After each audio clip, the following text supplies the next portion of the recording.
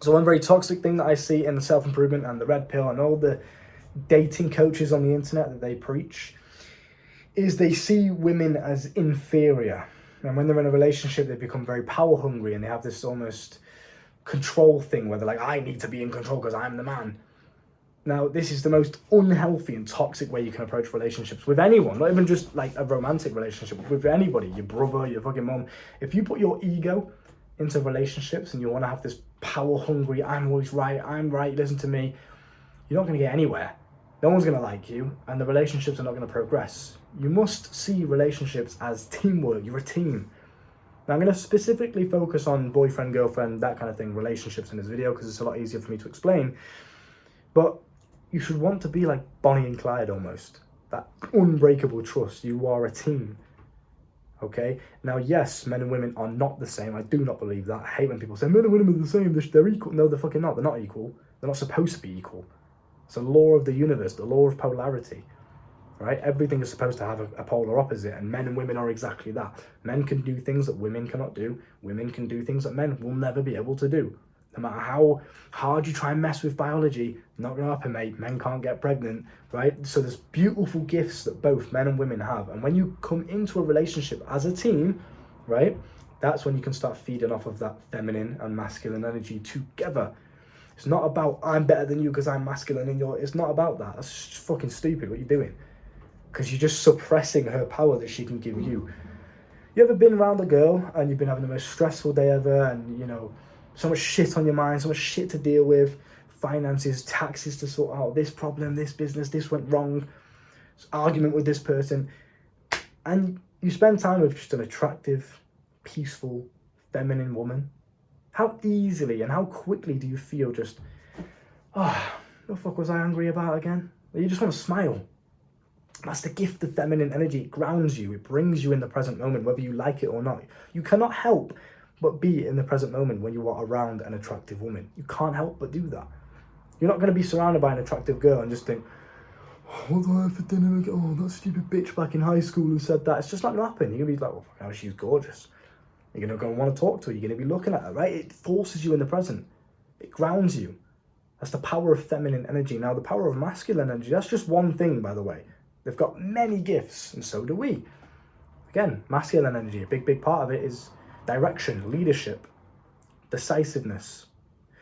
So we have things that we both bring to the table. We must come together to capitalize on those strengths and work together as a team. So if there's something that's gone wrong in a relationship, you don't say, this is how we're going to do things because I'm the man. I'm all for decisiveness. I'm all for getting shit done. I'm all for leadership and, you know, leading your woman and all the rest of it. I'm all for that. But it doesn't mean you be a dick about it. Let me make this very, very clear. Because I think some people take in this thing of this masculinity shit and they're like, well, I've got to be a dick then. I've got to be cold to my woman and basically just force her to do what I say because I'm the man. And if not, then my ego's hurt because, it means I'm feminine. Like, they get into this weird autistic mindset. That's not what I'm trying to say. You don't be a dick to your woman. You can lead, you can be decisive, you can say, this is what we're doing, we're going here today, we're doing this, blah, blah, blah. You can be on it, get shit done without being a dickhead. You can still consider her point of view, consider her opinion, ask her if she's okay with that. You can still do these things. You're a team. You understand what I'm saying? So, if, for example, you get into an argument with your woman and you're in a relationship, you're a long-term relationship, you're committed to each other, you get into an argument, most guys would either do the whole red pill thing, they'll be cold and just, I'm not talking to you if you're going to talk to me like that, and then they'll just never solve the argument. Resentment's going to build up from the woman, and then inevitably in the future she's going to lash out on him again because all this built up anger and aggression and resentment is there and she's never dealt with it because she's never spoke to him because he's cold. You don't want to be like that. Be mature about it. You're a fully grown man. Ask her questions, be interested, genuinely try and see her point of view, understand each other, work as a team.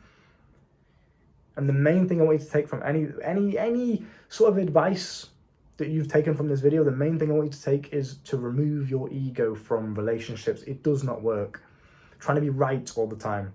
Trying to be the one that's, I told you so. Trying to be the one with the most power. That power dynamic in a relationship shouldn't be a thing. Shouldn't be a thing. You should both have the power because you're a team and you work and play to each other's strengths when the time calls upon it. Okay? If there is a stressful situation, a high octane fight or flight situation that's going on. Someone gets into a fight on a night out, and it's me and my girl in the club, someone starts scrapping and fighting. I went to a Little TJ concert not too long ago, and it's wild. It's just this big open warehouse. There's no seats. There's no barrier. Everyone's just bunched in together. Mosh pit. We're all going crazy. Little TJ's encouraging it. Yeah, fucking jump, I want you guys to turn up, go crazy. So everyone's going mad. And it was fun as fuck. But it was dangerous at points. I could see how it could start getting out of hand. People were pushing each other, kicking each other. One guy was just sat on the floor and someone just kicked it. Shit's kicking off. In a moment like that, that's why I play to my strengths. I'm on it. I'm decisive. I don't allow my emotions to take control over me in that situation. Like how maybe, oftentimes, a feminine woman would. She'd be emotional, she'd be scared, she'd start just screaming and flipping out, she wouldn't really know what to do. Whereas the masculine strength in that situation is stoicism. You stay composed, you stay controlled, you're alert, you're paying attention to everything.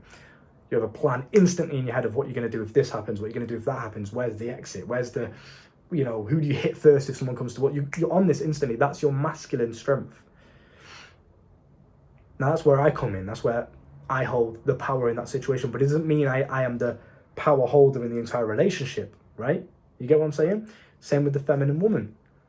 If there's a moment where I'm stressed, for example, and I'm in my head and I'm thinking about something all day and I'm not really present with my girl, that's where her strength comes in, and she can ground me. She can comfort me. She can make me feel peaceful. She can just give me a kiss on the cheek and go and rub my back and scratch my back and whatever, and just, life's all right. And fucking calm down. What am I even stressed about anyway? Breathe. She has the power then to do that to me. That's what I'm saying. You have to remove the ego. When you get into arguments, when you get into disagreements, when you get into any situation with your woman, remove the ego. Stop trying to be the big man and prove everything. Yeah, I'm right all the time. You have to listen to me. Stop this shit. It doesn't work. Never saying sorry because you're too egotistic. I'm not saying sorry. No, I didn't do anything wrong. And the biggest one that I see a lot of guys do, that I used to do myself in my first relationship, my first long-term one, is when the girl's upset and she's having one of these, what I call feminine moments, right, which they do.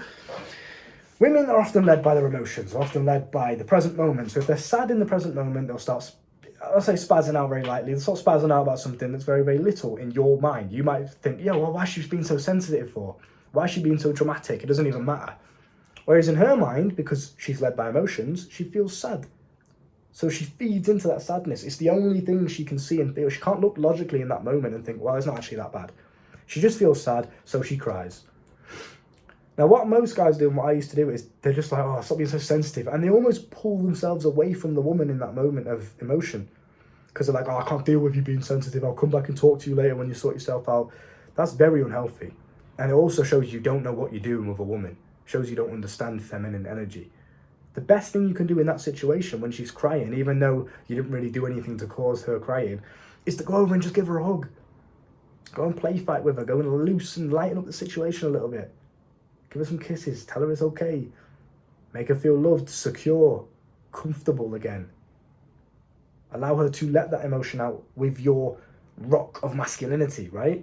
That's your job in that situation. Now, you can only do that if you put your ego to one side. There's been plenty of times me and my girl in a relationship where she's crying about something and I think, logically, it's not really the biggest deal in the world. I don't really know why you're crying about it, but I understand it's a feminine, natural course of action.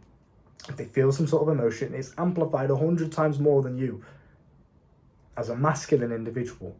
So I understand, okay, even though I'm egotistical right now and I feel like I haven't even done anything wrong, I feel like I just want to walk away because my ego. You put your ego to one side like you always do in relationships, put it to one side.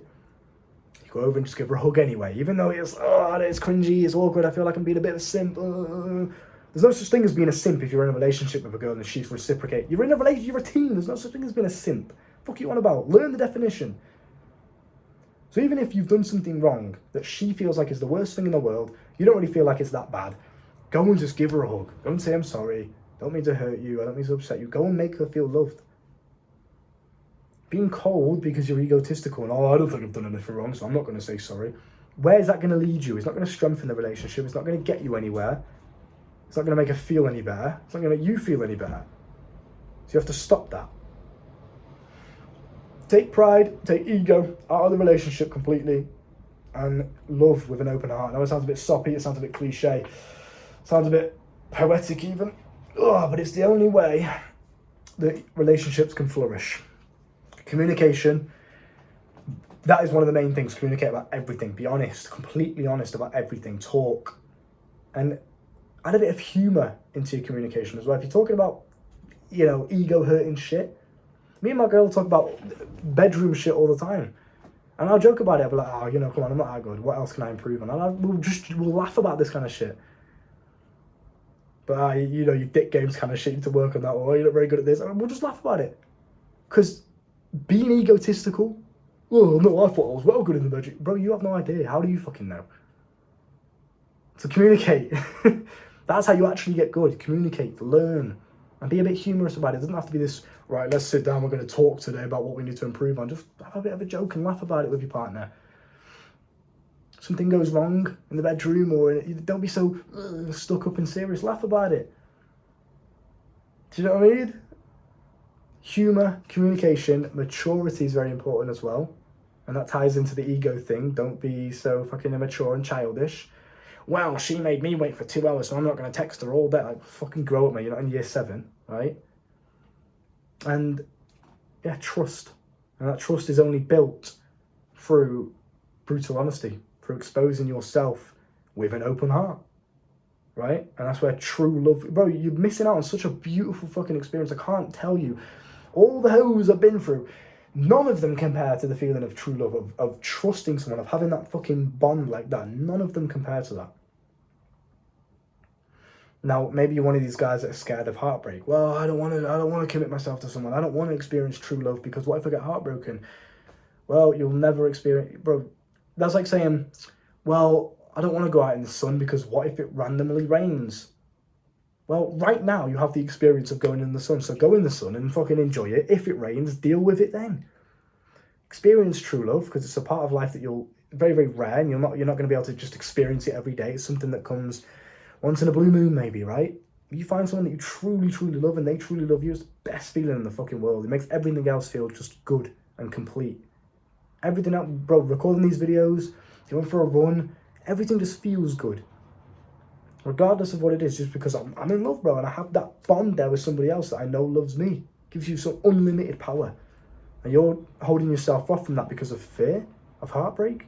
Even if you get heartbroken, you fucking deal with it. You're not going to die. Bit painful for a couple of months, maybe a year, and you'll be fine. Use the heartbreak as added. Fucking hell, I can't speak, bro. Dickhead. It's added motivation, right? But you get what I'm saying. Hopefully you can take something from this. Don't see it as wishy-washy or cringy or soppy or whatever. There's some absolute truth in this, and anyone that's been in a relationship properly, anyone that understands women will know exactly what I'm talking about. If you get any nerd in the comment of this video saying, you're a simp, you're this, you're that, trust me, they're an incel, right? Coaching's down below. Sexual mastery courses down below. See you soon. Boom.